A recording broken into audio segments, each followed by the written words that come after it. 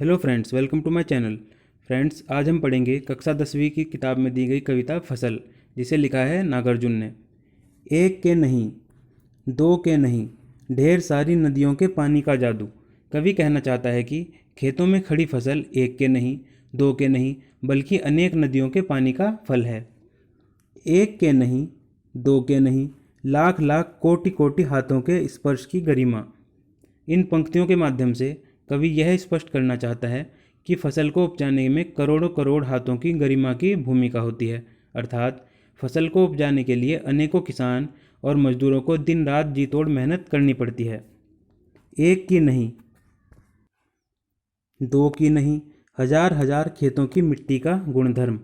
कवि कहना चाहता है कि फसल को उपजाने में हजारों खेतों की मिट्टी का विशिष्ट गुण सहायता देता है।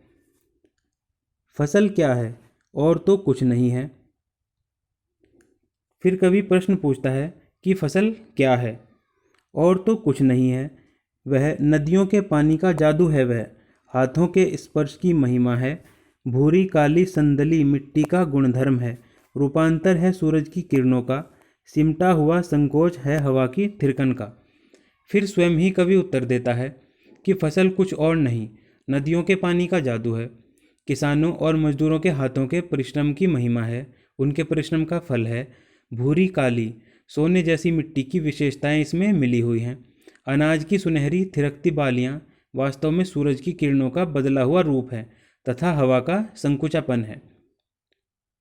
आशय यह है कि इस कविता में कवि ने यह बताया है कि फसल क्या है और इसे पैदा करने में किन किन तत्वों का योगदान रहता है।